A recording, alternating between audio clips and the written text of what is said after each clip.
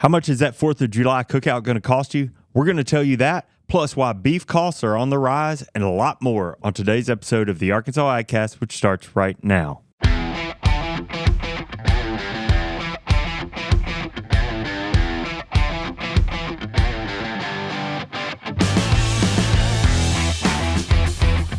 You're listening to the Arkansas AgCast, where we discuss the latest news, trends, and issues impacting Arkansas farmers and ranchers.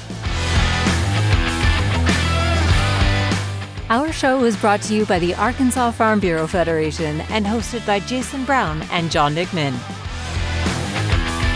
Happy almost Independence Day. Yeah, would it be Independence Day Eve? Well, funny story. I was just going back and looking at like what was happening building up to the 4th of July, 1776. Oh, yeah. And I found out that on July 3rd today in 1775 is when General George Washington officially took over the Continental Army. Oh. So it was literally just really a year out before we signed the Declaration of Independence. Man. Between that point and things really escalated. That happened a lot quicker than I thought it did. Yeah, me too. I don't know why I thought that was a longer period of time. Yeah. But about 2 weeks before, Continental Congress had elected him as general of the Continental Army. Didn't he serve as president for like 10 years or something like that? Like, isn't he the longest tenured president we had before we had terms? You know, my information on that really goes back to Hamilton musical. I just know that he chose to call it quits. You know what I mean? Like, but I don't know. I don't remember how long he had served before that. I know. Well, at least according to that, he felt like, hey, it's time for me to go. Well, first off, greetings. Hello. Yes. Welcome. Second, stay in your lane. Trivia's mine. He point at me. I wonder if you could, at some point during the show, not to tell you what to do, but I wonder if we could have some Independence Day adjacent trivia. We could. I don't know if that exists. But Well, according to the Google machine, here he is. Washington served 2 terms. Yeah. And that set the precedent for the 2-term. Oh, they were like, we have now. and he was like, I'm not going to do another one. And you're right. According to this, he said he, willingly retired after 2 terms. Yeah.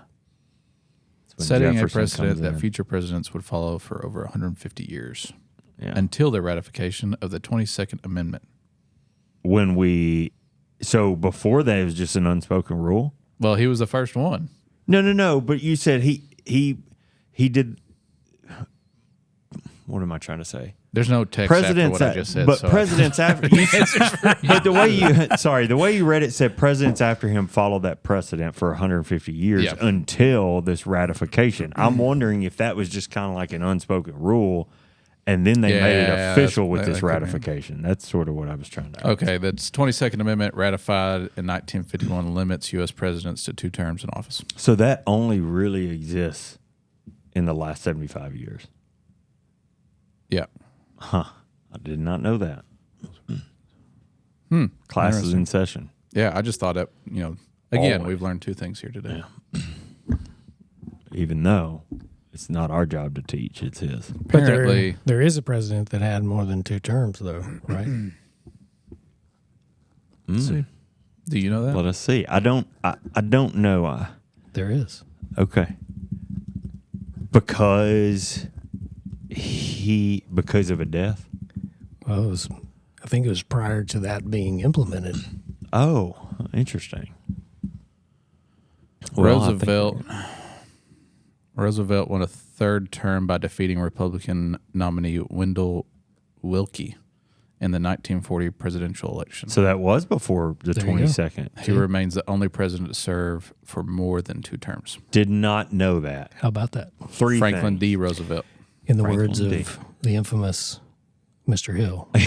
How about that? How about that? Which he would be very proud of us for talking about this. So wasn't he president during the Great Depression and as well as World War II?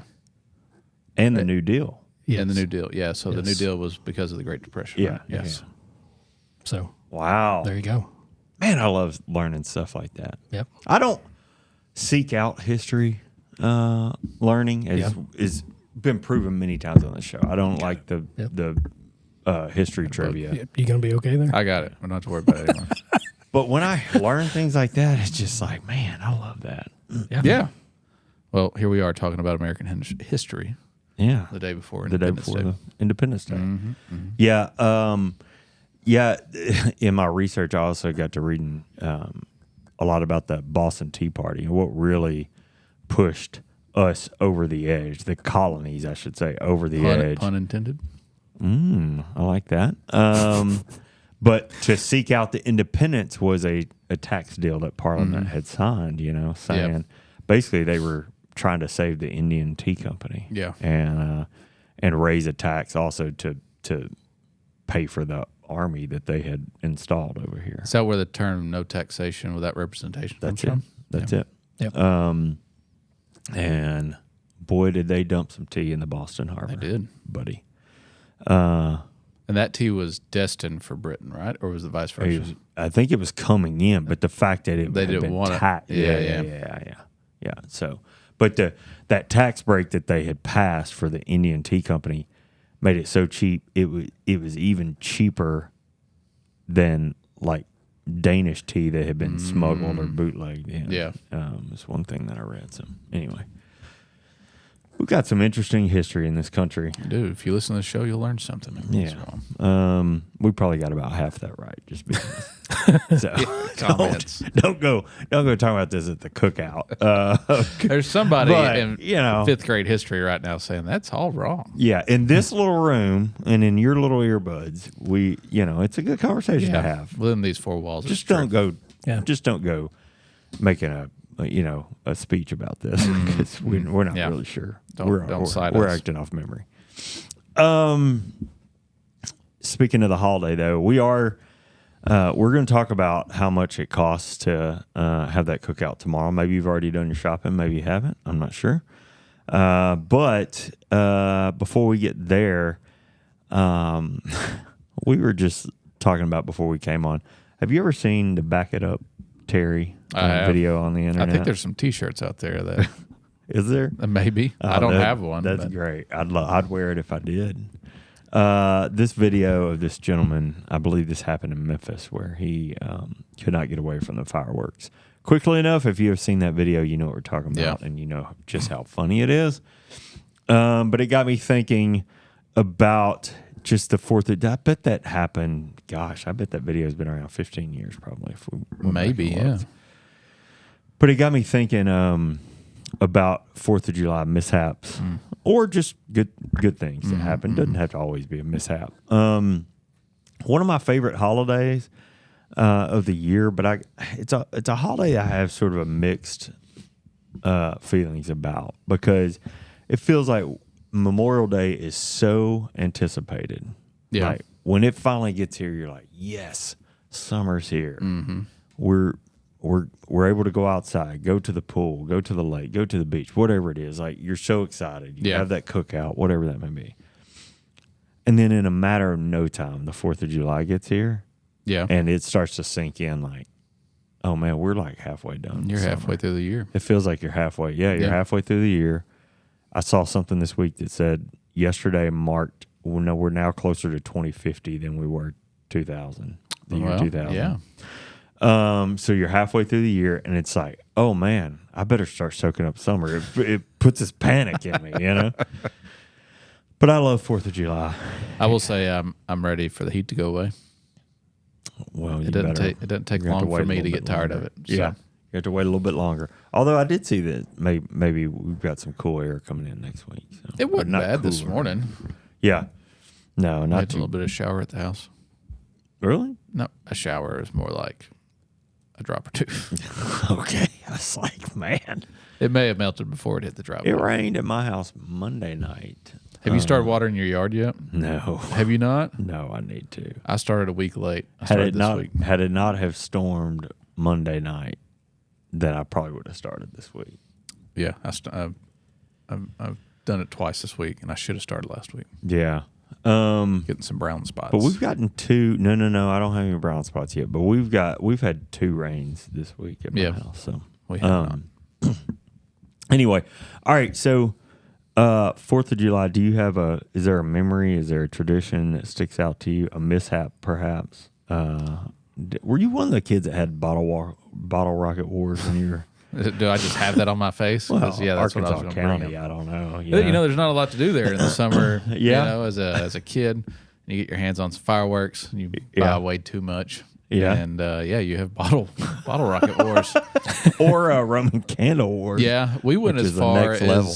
to like build little like it would hold the bottle rocket for you, Uh-huh. like a pretty A slim stick or pipe. something. Yeah, and you just put it down that pipe. And we'd cap it off on the bottom end, and So you could do some aiming there. Oh yeah, without burning. It was highly intentional. Yeah. There was a purpose behind Do it. not do this if you're listening to this show. And like every year that pipe would come back out. Oh yeah. There's nothing like that sound. Depending on how wide, the pipe was. Yeah. Oh, There's you did this too. Maybe so. Yeah. There's nothing like the sound of that. Depending on how big it was, it'd make that sound of the. I love that. Yeah. You wait for it. Yeah. It was great. And it got even worse the older we got. So of course when we turned 16 and started driving, Yeah. then we had mobile. Oh yeah. You're driving Rocket now. wars. You cruising Yeah. Sonic And, and yeah. This is terrible, but like a firecracker would break out going down a gravel road, and you and all your buddies in the vehicle, and you just sprawl out, and there'd be fireworks. It was incredibly dangerous. Don't do that stuff. I've been a victim of a few of those. Yeah. I've had a few go off inside my vehicle or buddies' Oh, my vehicles. word. Well, I Yeah, wondered just- if that happened. It's I've never thrown it out of my vehicle, but I wondered sometimes if somebody tried to throw it. Yeah, and you get missed kind of panicky, and yeah. Yeah. Oh. so that's hilarious. But it's a disclaimer: it's incredibly dangerous. Do not do. Don't do that. Yeah. Do as I say, not as I did. We were dummies. We were dummies. It was incredibly unintelligent. I bet we're not the only ones within earshot. Keep your children busy. Don't give them free time because things get out of hand. Keep the lighter out of their hands. Yeah, I know that's difficult, but If we they- had a good time though. I And if enjoyed they it. light one of those punks, isn't that what they call them? Then The punk, do not keep your eyes on them. Yeah. Because Yeah. that thing Oh, will yeah. burn Oh, for yeah. a long Oh, yeah. time. Yep. You know they're up to something. Yeah, and do not put them in mailboxes. It's a federal offense. The smokers. Smoke bombs. Yeah. Yeah. See, in North Little Rock, You're it giving is- yourself away here. We Yeah, would yeah. take those smoke Yeah, bombs yeah. and just toss them in the back of somebody's truck and drive off like, one in of our the buddies. inside or the No, bed? no, in the bed. Okay, yeah. Somebody you knew and, Yeah. at an intersection and not tell them, and then you drive off and they Yeah. take off and just all the smoke. And So every 4th of July, in such No. and such part of the state, John McMahon, public enemy number 1. yeah, So Sounds like it. that was a bad kid.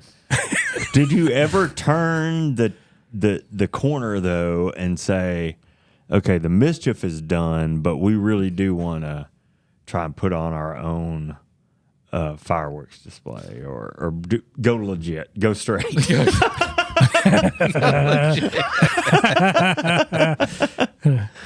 I personally just quit. You're but- like, no, if we're going to have to go straight, I'm out on this the deal. fun was gone after it was legal. But Yeah. following the rules. But no, Yeah. it is kind of odd, with friends and family now. We're actually, not me personally, but, our group or friends or family are putting on like little fireworks shows where we're at. Yeah. And, it's always in the back of my mind. I was like, wow, I wasn't doing that with fireworks when I was these kids' ages. Yeah. But Yeah. it's a lot more safety involved now. Yeah. It's controlled as much as possible. Kids stay back. Yeah. Only the adults go up here. Or that even kind we of- go to somebody else's fireworks show. So I don't know. I actually thought about that the other day. It's like, do I buy some fireworks? Because Anthony's only about to be 3, so Yeah. I don't think we're there yet. But do I want to buy him fireworks?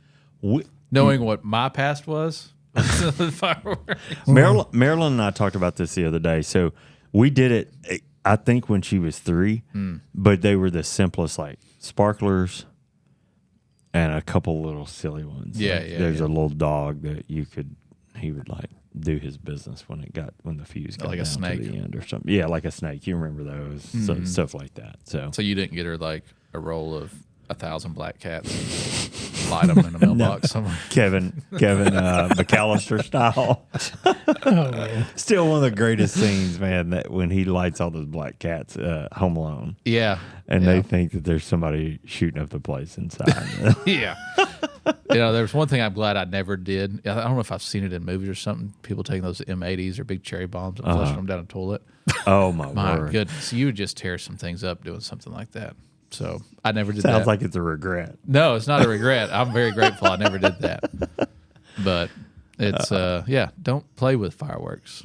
I did hear something on the radio the other day. Okay. That the 4th of July is one of the highest or one of the peak moments throughout the year in emergency rooms.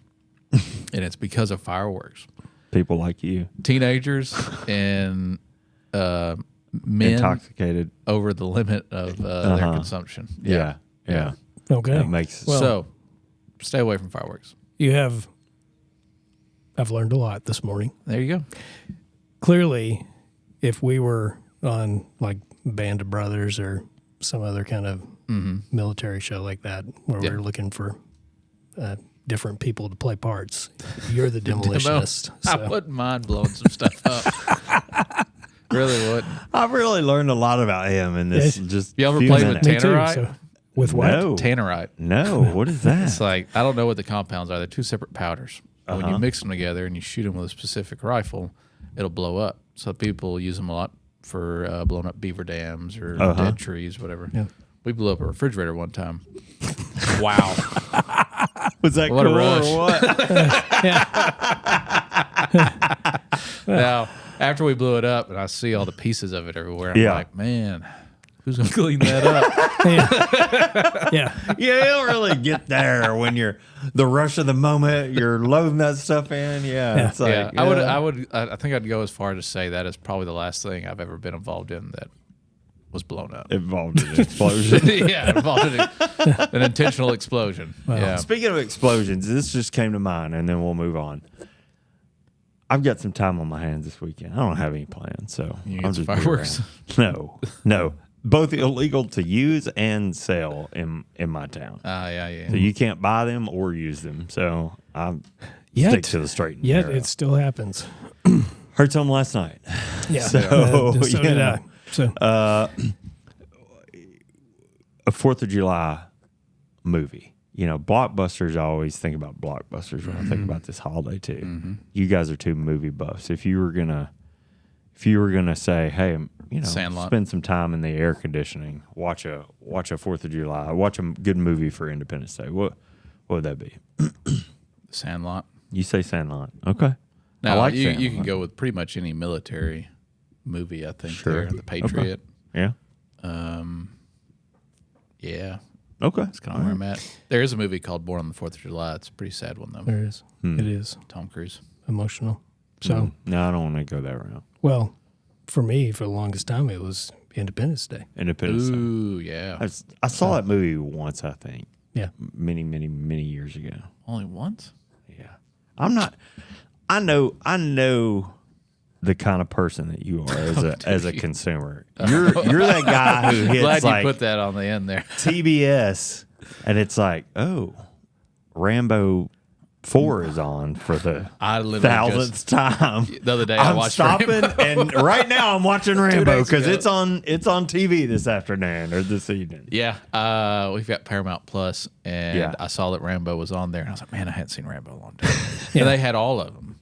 I was like, perfect. I got plans for the next week. Yeah, 2 weeks. Watched the first one. Yeah. The next day, they were all gone. Yeah. Disappointment. Yeah. Now, That is all these other apps, they have them, but I have to pay for them. Welcome Yeah. to the world of streaming. And I'm But not doing that. But just Look. like, they were all just gone. What happened? look, it's been a constant point of debate within our household. But like summer movies, Star will always look at it and say that these movies are just preposterous. There's no way any of this could happen. It's just kind of ridiculous. It's all over the top. Like that is the point of the summer movie. Really. That is right. Yeah.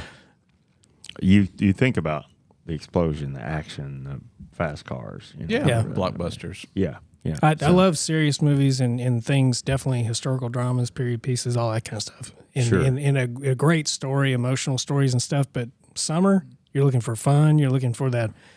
I just want to, escape. Unplug. Yeah, reality exactly. and stuff. Yeah. What better way than something over the top and ridiculous and, funny? Yeah. I want to laugh. I want to have fun, I like those. They're good. Seeing Sylvester Stallone blow up a sporting goods store in a small town in Oregon is, over the top. That is over the top. All right. Well, maybe I'll sneak Rambo in there too. You just have to know what you're getting into. You can't go into it like, oh, that's not realistic. Yeah. You got to know that on the front. Do you like Rocky? Suspension of disbelief. I have seen all the Rockies. Okay. Except for the new, what is it, Creed? I haven't seen the I saw B. Creed. Jordan. There's a second Creed out, I think, though. I hadn't seen it. See, that they're not great by any stretch, but that's why I like the Expendables, because it's like all of those, like every cliche you can think of, they throw it all in, and they just keep making them. People keep watching them. They're very funny. I mean, it's good. It's kind of like the sounds like it's Fast and the Furious 23 or whatever number they're on. Yeah. People continue to watch that. Well, I mean, you got Stallone and Arnold and Bruce Willis, Harrison Ford. Wow. They're all Jason Statham. They're all Terry Crews. Look at it right here. They're all in there. The guy that plays the Russian in Rocky. Yeah, Dolph Lundgren. Dolph Lundgren. Yeah, they're all in there. Jet Li. Yeah. Schwarzenegger. Yeah. Did Mel Gibson come in for one? Peacock, by the way, if you're looking for that. He may have. I don't know. I haven't seen the last two, so. Also, as part of my search, other suggested searches. Why did Expendables 4 flop? I think the answer is in a question. And is Expendables 5 happening? Yeah. When is the fifth one coming? I think you've got your answers right there. I love those, and I love the Red movies, because those are it's the older actors, and it's great. Oh, yeah. It's very good, well written. Well, the thing about the Expendables is, like, every movie there's a new big action guy that came into it, older gentleman that's well known as an action right celebrity, right. But they can only go so far with that before they run out of old guys that are still around. Right? Yeah, that's right. You would think, but yet they Clint still Eastwood's keep coming. making Somehow them. they keep digging them up. If they keep making them, some of these younger guys are going to age out too. So. Yeah. That's true. Yeah. Well, you should put that Paramount Job security. subscription. As long as Yeah, Expendables is there, you go. You should put that Paramount subscription to use and watch you some Gunsmoke episodes this weekend. Ooh, yeah. Because, buddy, I'm going to tell you, we talked about this. We'll move on, but highest rated Western, at least television show ever made. And one of the comments you see still in current times is that the plots were just so creative and different. And I'm telling you, to have a show made in the early 60s, maybe even late 50s. Yeah. That show, I mean, some of the plot, I mean, there'll be times where you're kind of trying to guess what's going on at the How many end seasons of the show. are there? Oh, it's in the 20s. Oh, wow. Paramount, and they're prolific. Like, Paramount only has season 7 and 8. I've been watching it for, a couple months now? I'm not through the 7th season yet. You're talking 30 episodes or more a season. Oh, wow. So where's 1, 2, 3, episodes. 4, 5, and 6? Don't know. Haven't had to go look for it yet.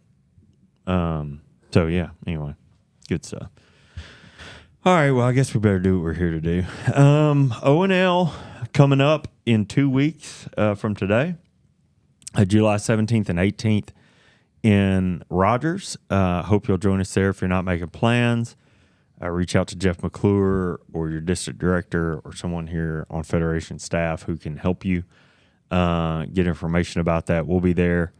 You won't be there. More on that next week. We're not going to cover that this week. But we hope to be recording an episode of the AgCast while we're there, among other things. So plan to join us at O&L. Got a great keynote from Miss Carrie Portell, farmer from Missouri who experienced a tragedy in her life, and she talks about how the farm really helped her overcome that. Yeah. We'll see. If you watch our social channels this week, you'll see some words from her, and so a preview of what you can expect at the conference, and then plus workshops, summer commodity division meetings. Yeah.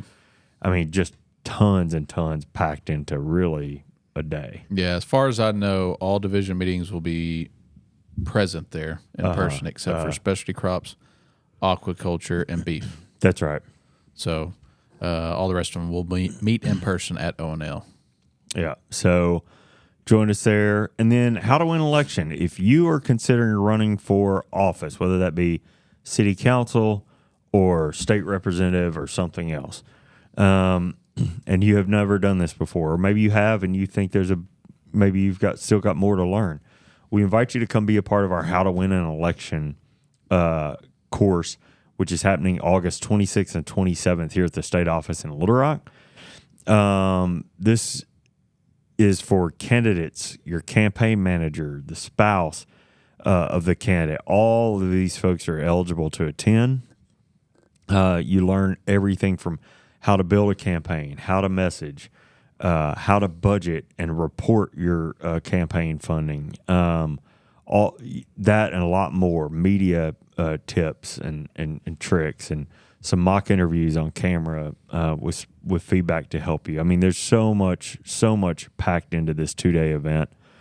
Plus, you get a couple good dinners, get to meet other folks who are running for office, and might do a little bit of networking there. If you're interested, you can register by August 20th. You can contact Will Hopkins here at the Federation for more information about that. And we'd love to have you here for that event. So, yeah, absolutely. Well, before we dig in, anything else? No. Okay. I can't think of anything. All right, we're going to hit real quick this crop progress and quality. And I'll tell you, preview here later on, we're going to talk about the updated June Acreage Report from USDA. So a little bit of information now, and then we'll cover a little bit more thoroughly here in a second. But looks like the corn crop in Arkansas is finished planting. I think we may have said that a couple weeks ago last time we reported. The condition is actually 70% of the crop is good to excellent. That's a 7% jump over the last 2 weeks, with 30% of the crop rated fair to poor. So good news there for the corn crop. Rice planting is also done here in Arkansas. 4% of the crop is headed. 75% of the crop is good to excellent. 25% is fair to poor. That's actually a 10% improvement in quality over the last couple of weeks. So rice crop starting to take shape too. And we should mention last week you did a deep dive episode with Jared Hardkey. That's correct. To talk about the rice crop here in Arkansas. Yeah, we had a pretty lengthy conversation about rice, kind of where we thought we were this year compared to the last few years, and what to expect during harvest. Yeah. You know, and a lot of the weather issues that we had during planting season were discussed.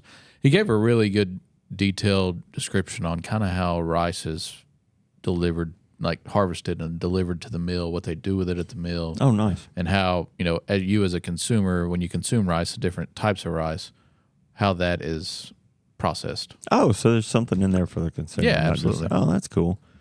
Well, when I saw the link to that episode, I was like, boy, if that's not two Arkansas County boys in the same room. Well, he's technically Carlisle. Oh, I guess right? he is, yeah. Yeah. But his office is in Stuttgart. Not tied down to anything. Brian just let y'all go. Took a nap and just let you guys roll with it. I looked down at the clock and I was like, oh, man, we've been here for 45 minutes. I need to wrap this thing up. Oh, well. But I have 5 questions to start with. I end up asking about 20. You are a man of intrigue. Yeah. I don't know if I'm really trying to help y'all learn something or if I'm just being selfish and trying to learn on my own. I think both can happen at the same time. That's true, if you're interested in what I am. So, if you're like me, this will benefit you. If you're not, hey, take a long walk off a short pier. Yeah, I've heard good things about it, though. So, yeah. Okay. It's a good one. Soybeans. We're also done with soybean planting. You see a theme here starting to develop. 95% of the crop has emerged. And another positive story here in the quality front, 68% of the crop's good to excellent. That's an 8% improvement over 2 weeks ago. Only 31% of the crop rated fair to poor. Cotton also done planting there. 4% of the crop setting bolls. with 67% of the crop good to excellent and 33% fair to poor. That's really holding steady over the last couple of weeks. Peanuts, 100% planted. We are done unless our peanut correspondent, Heath Donner, tells us otherwise. 99% of the crop has emerged. 64% of the crop looking good to excellent with another 36% fair to poor. Sweet potatoes almost done there, lacking 6% to be completely finished, which is a little bit more than almost a 25% jump over last week. Yeah. Quality starting to improve there, about half the crop good to excellent, and the other half rated fair to poor. So there's your update on planting progress and crop quality. Again, we'll talk acres planted here in just a few. Good. Well, for our first story today, I wanted to take a look at USDA's latest cattle on feed report. We're a little late with this because it came out a few weeks ago, but we've been out. Yeah. But given we're in a time when cattle and beef prices remain at historically high levels, I think it was a good idea. While the report came in close to what many expected, I believe it provides important updates that matter for cattle producers just as well as consumers. Mm-hmm. Starting with the marketings, cattle marketed in May 2025, they were up 10.1%, or excuse me, they were 10.1% lower than the same month last year. Some of that decline is due to the calendar. May had one fewer working day compared to last year. Mm-hmm. But beyond that, there's been a steady decrease in fed cattle slaughter, something we've seen play out in recent months, especially on Fridays. Placements of cattle into feed yards were also down in May at 7.8%, lower than last year. Mm-hmm. For Texas and Oklahoma specifically, the declines were even more pronounced. Placements fell 16.8% and 21.6% respectively. These figures likely reflect the ongoing challenges related to the restricted flow of Mexican feeder cattle across the border. With both placements and marketings down, the total number of cattle on feed is now 1.2% lower than last year's level. Oh, man. This reduction in fed cattle moving through the system means lower beef production. Over the past 8 weeks, beef production has been 5.5% below the same period as last year. And beyond total volume, there's been a smaller share of beef grading choice, which points to a tighter supplies of higher grade beef in the marketplace. While demand for beef has remained solid, these tighter supplies are contributing to continued strength in prices that you probably see at the grocery store. Yep. On the pricing side, the choice cutout value climbed to $390 per hundredweight on June 20th, the highest level we've seen outside of the unusual spike during May 2020. That was what they called the COVID era. Mm-hmm. Most of the choice primal cuts have been moving higher, with the exception of ribs, which tend to soften a bit during this time of year.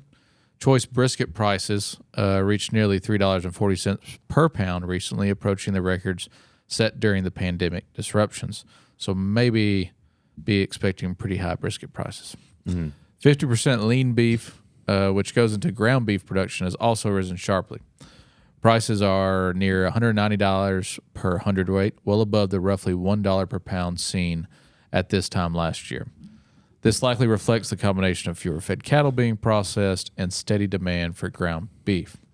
So for producers, these numbers confirm the current environment of tighter cattle and beef supplies, mm-hmm. with continued support for prices in the near term.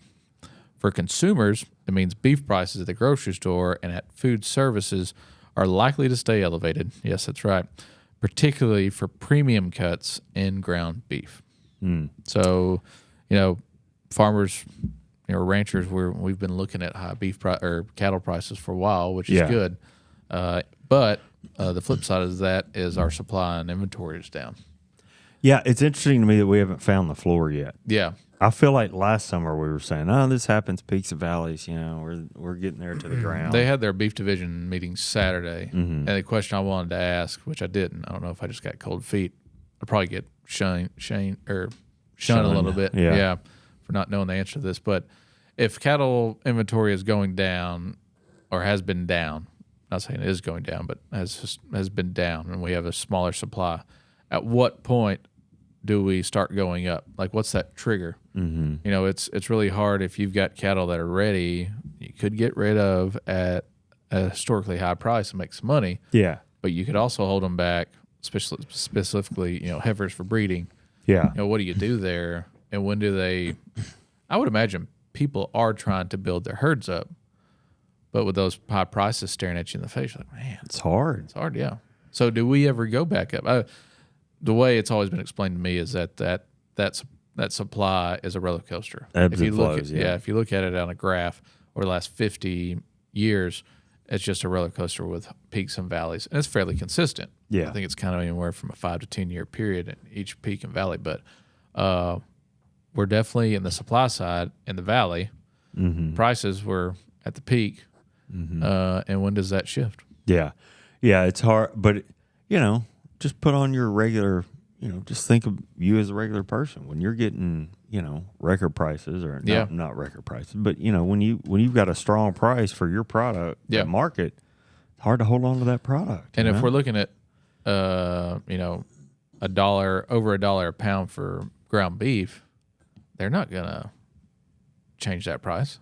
Oh, and by the way, It's like that price isn't going to go down because the supply of cattle went up. And by holding on to your supply, by increasing the supply, all you're going to do is drive your price down. Yeah, true.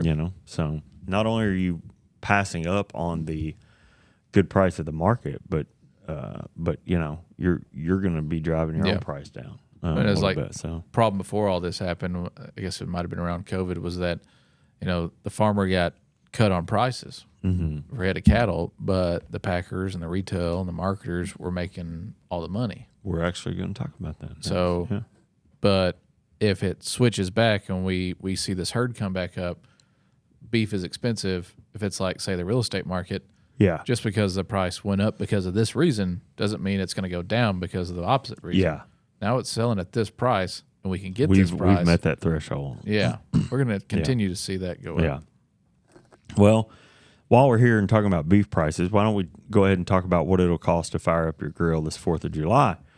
All right. According to American Farm Bureau Federation's annual market basket survey, the average cost for a cookout to feed 10 people this year is $70.92. That's just 3 cents less than last year's total, but still the second highest in the survey's history. Now, here in Arkansas, the numbers are slightly more affordable, but not by much. Shoppers across the state reported an average of $69.45 for the same Independence Day spread. That's a small but welcome drop from 2024, continuing a downward trend for grocery prices in the state. The survey includes classic summer staples. I'm going to give you the menu here. Hamburgers, chicken breast, pork chops, potato salad, lemonade, must have, chips, cookies, strawberries, pork and beans, and ice cream. Sounds good.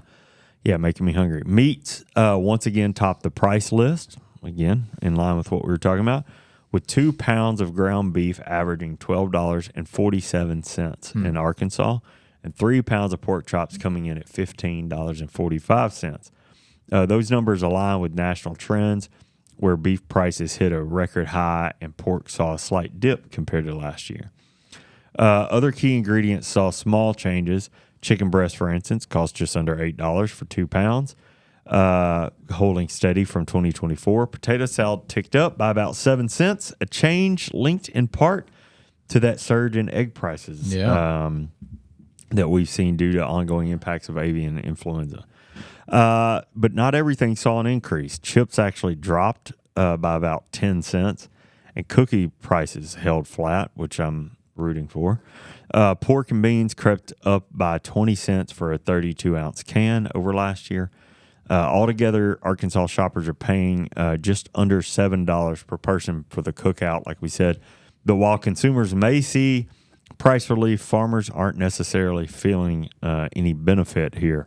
According to Farm Bureau economists, producers receive just 15.9 cents of every food dollar spent at the store. So just under 16 cents. That number has stayed flat even as the cost of producing food, especially on the farm, continues to rise due to labor shortages and higher input costs. Yep. So always good to remember when you go to that store, for every dollar you spent, the majority of it is not going in the farmer's hands who produced it. You know, it may be worth looking at as a consumer if you're looking at potentially trying to find a place for cheaper beef prices, is looking at some of your local farms that are on the farm trail that sell beef. Yeah. Not to say that their prices are lower, but they might be, and it's worth checking out. And plus, you get a stamp in your passport. And I can almost guarantee you that more of that food dollar, more than 15.9 cents of that food dollar is going to make its way into the farmer's pocket. That's 100% true. Well, listen, let's step away from the news for a minute to hear about how you can help cultivate safe roads in Arkansas this weekend. Arkansas farmers and ranchers work 7 days a week. That means when you hit the road, you may be sharing it with farm equipment, especially if you're traveling along rural roads and county highways. Farm equipment moves slower than our pickup trucks and minivans. They may not have the safety lights and turn signals of our family vehicles either. The trucks and tractors moving down the road need extra room to make turns, cross bridges, and move through intersections too. We all get in a hurry sometimes, but it's important that we all stay safe, no matter if we're headed to buy groceries or grow them. So next time you're cruising past a pasture or field, keep an eye out for farmers. They'll be sure to keep an eye out for you too. If we all work together, we can make sure Arkansas is cultivating safe roads. All right. I failed to mention in my last story. So both my stories have come from Southern Ag Today. Oh, nice. Dr. David Anderson reported. I took some of his work, so I need to shout out to him. Yeah. This one comes from Joe Outlaw. So if you know any of one of these two individuals, you know they work for Texas A&M University. That's right. So it's tough for me to give Texas A&M any credit, but these two guys really do a good job. Yeah, they do. So this one here is specifically from an article Joe Outlaw wrote at Southern Ag Today. So a few weeks ago, I talked about agricultural disaster relief programs, and this week I want to talk about it again since the USDA continues to roll out support authorized by the American Relief Act.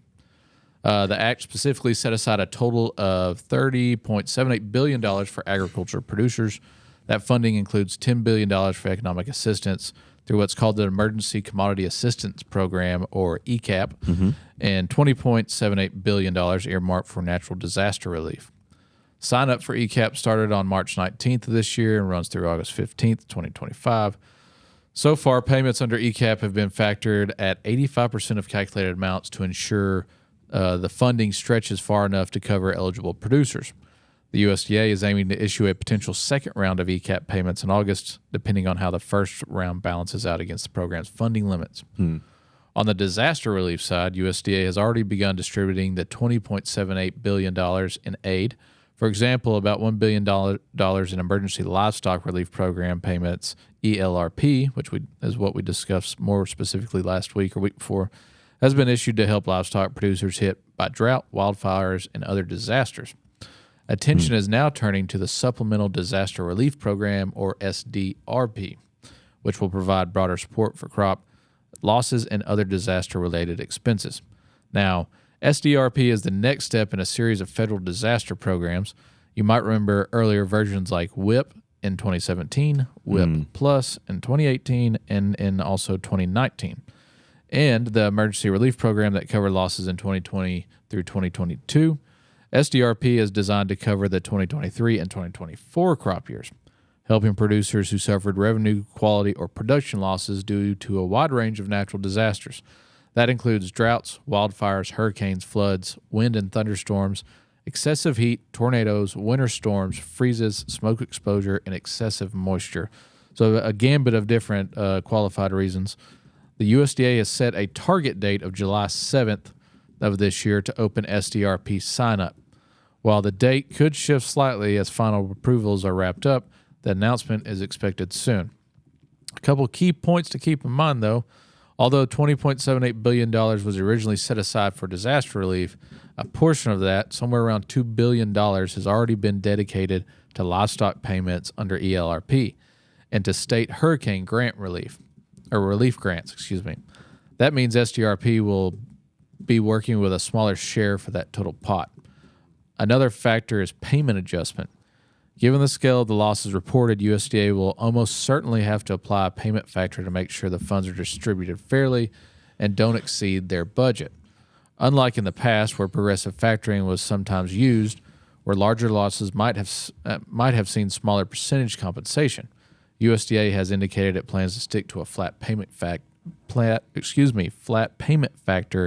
this time. The final factor will depend on how the payments are calculated and what funding remains. The important thing, though, to remember for producers is that the payments will be applied consistently across all eligible applications. USDA has also said that SDRP signup will happen in phases. The first phase will prioritize producers with indemnified losses. That means those who had crop insurance or similar coverage. Then, around September 15th, USDA plans to open signup for those with uncovered or shallow losses, as well as producers who didn't have insurance or who suffered quality losses. And lastly, for producers, this represents a significant opportunity to access support in the wake of difficult weather and market conditions. For consumers, the continued assistance is aimed at helping stabilize agricultural production and the broader food supply in general. So as that sign-up period comes out and other little information comes out, we'll definitely keep you up to date here on the show, so definitely check in back with us. Yeah, and there is an Ag Insider on those ECAP payments as well. It's on our website, ARFB.com, if you want to go take a look at that. All right, last story of the day. We've been talking a lot about planting progress and weather over the past several weeks. This week, we've got the latest data from USDA's June Acreage Report, released June 30th by NASS at USDA to put some ground truth into the conversation here. Nationally speaking, the report shows a 5% increase in corn planted acreage across the U.S., totaling just a bit over 95 million acres, which is the third highest corn planting since 1944. Meanwhile, soybean acreage is down 4%, and all cotton acreage dropped by 10% compared to last year. Well, now, I told you yesterday. You did. Those were going to be the two. Yep. Now, let's look at Arkansas-specific data from the report. In 2025, Arkansas farmers planted just under 3 million acres of soybeans, a drop from just above 3 million acres last year. This follows the national trend of reduced soybean acreage. We have 740,000 acres of upland cotton, down significantly from 650,000 acres last year. USDA reports a nationwide cotton acreage decline. Obviously, Arkansas followed suit with that $100,000 or 100,000 acre drop since 2023. Nearly 7 million total acres of principal crops, which includes corn, rice, soybeans, cotton, and more, were planted in Arkansas this year, according to the report. That's down about 150,000 acres from last year. Now, in Arkansas, corn saw a bump with 740,000 acres planted, up from the 700,000 acres we planted last year. About 720 of those, 1,000 of those are expected to be harvested for grain. As expected, Arkansas continues to lead in rice production. In this year, we've planted just over 1.2 million acres of rice. That includes long grain, medium grain, and a small amount of short grain. That's down from about 1.5 million acres last year. That reflects a substantial reduction of around 190,000 acres. Oh, wow. This according to USDA. Most of that decline came from the long grain rice category. There's a bit of growth in peanut acreage, inching up to 46,000 acres this year, which is about 1,000 more than we planted last year. So that's cool. Good things. And then the report also includes some interesting context about crop progress. Nationally, as of mid-June, there were still more than 3.5 million acres of corn and 11.5 million of acres of soybeans left to be planted. Wow. This is all due to wet weather, and as we know, Arkansas has had its fair share of that. Yeah. So even though we reported in the planting progress this week that soybeans, corn, everything's done, the data for this report from USDA was gathered mid-June, so it's lagging by a couple of weeks. I don't know if we got all the whole 3.5 million of corn or 11.5 million of soybeans planted, but there has been some time to make progress about that nationally. We need to reach out to our peanut correspondent. Yeah, I wonder if that increase in peanuts is in that that core area in northeast Arkansas, or is it starting to show up and expand in other parts elsewhere. of the Delta? Yeah. Well, we know that a lot of peanuts in Lee County. Yeah. Down in that direction too. Yeah, I don't know. It'll be interesting to see. I was having a conversation with my dad the other day and told him, he was talking about peanut butter, and I said, I hope you're buying. I'm not going to promote the brand, but this X brand because it's made here in Little Rock. He's like, what? I had no clue. He's like, we've always bought this other brand. And I was like, well, now you got to buy this. I said, and if you're buying it, chances are the peanuts were raised in Arkansas. Could be. That was we went on a tour of the Port Authority with the trade committee the other week. We drove by it, and they told us what they were doing there. And we had a tour guide. Smell good? We didn't go in. Okay. But you couldn't smell the peanut butter out, so we just drove by it. That was what I was curious about, where they're sourcing their peanuts. Whether they getting them from northeast Arkansas or they hauling them all the way over here from Georgia or Alabama or something. I will say this: I was with Heath, who's our peanut correspondent. I don't know; it's been a month or two ago, but he was speaking to a group. I was speaking to a group of people, and he was there in the room and said to them, "If you eat a certain peanut candy that has two of the same letter in it, about middle of the alphabet.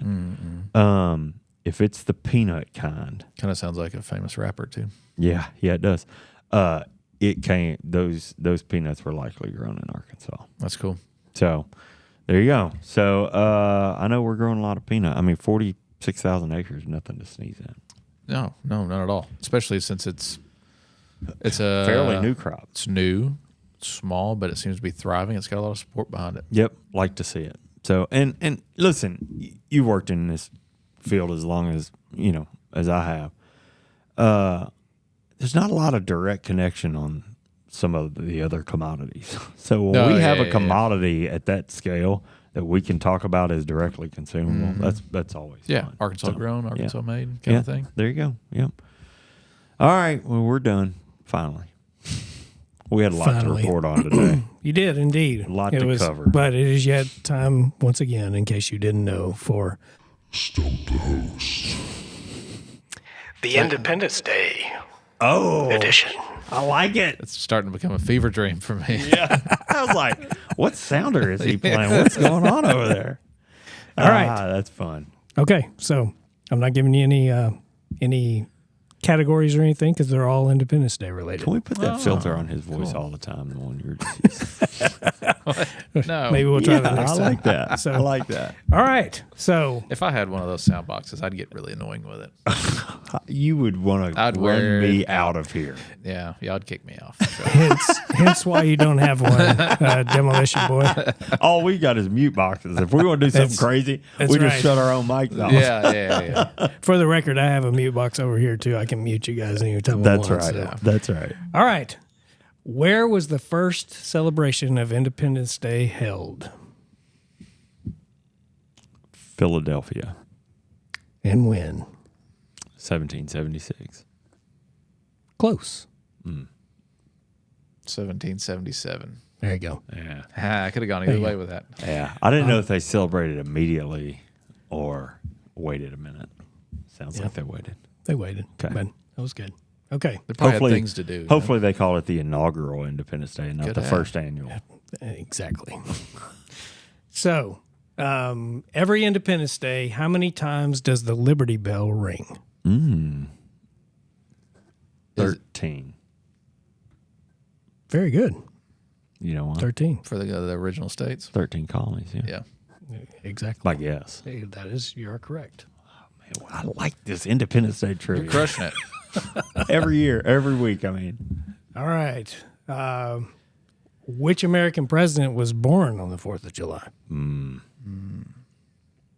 My streak ends. Well, you have what? 47 to pick from. Mm-hmm. Well, less than that. 46. Oh, 46, yeah. Actually, less than that. Exactly. Yeah. Grover Cleveland. I refer you to the discussion we had earlier. Yeah, good call. That's what. Yeah, Good call. Good call. Yeah. I don't know. William Taft. Roosevelt. Calvin Coolidge. Calvin Coolidge. Calvin Coolidge. It's a good name. That is a good name. All right. I guess I'll give y'all one more here. Calvin Coolidge and the gang. So, Yeah. just stop. Yeah. No reverence. Which president of the United States was first to host a 4th of July celebration at the White House? Say that one more time. I'm sorry. I was very Which distracted. president, which U.S. president, Uh-huh. was the first to host a 4th of July celebration at the White House? The White House. Thomas Jefferson. Really? Dang. That is correct. In what year? 1787. Very close. 88. No. 86. 1801. Oh, okay. I was going to stop you from just like going every year after year. Well, he was getting back into George Washington. Give me $1, Bob. You know what I did? I used your teaching from earlier, saying that George Washington held the office 10 years. Yeah, you did math. That's what I was doing. So I was trying to think of the order of the presidents. yeah, Well, that's there you cool. go. Yeah. All right, well, good deal. That was fun. I like the Man, themed that's trivia. the best you've ever done, I think. For sure. a good job. Got very lucky. Yeah. Very lucky. Clearly, Even a he knows blind his U.S. squirrel. history, so that's good. I got Even a one blind because you squirrel. gave me a hint. Both of y'all did. Oh, me. Well, that's fun. USA. Guys, I hope you have a good, relaxing, and enjoyable weekend. Yeah, and if you don't remember anything I said today, take this away from this podcast and do not play with fireworks. I like that. There you go. A good word of 2 caution. cents. Never hurt anybody. Yeah. Especially as a dad. All right. Well, listen, that wraps up the news for this week. Thanks for following along with the Arkansas AgCast. We're grateful for you taking the time to watch and listen. Yeah, remember you can catch new episodes of the show every Thursday afternoon. Find video episodes on Facebook and YouTube. Listen to the audio version wherever you listen to podcasts. Make sure to subscribe and leave us a review when you have a few extra minutes. The Arkansas AgCast is brought to you by the Arkansas Farm Bureau. I'm Jason Brown. And I'm John McMahon. And we'll see you next week.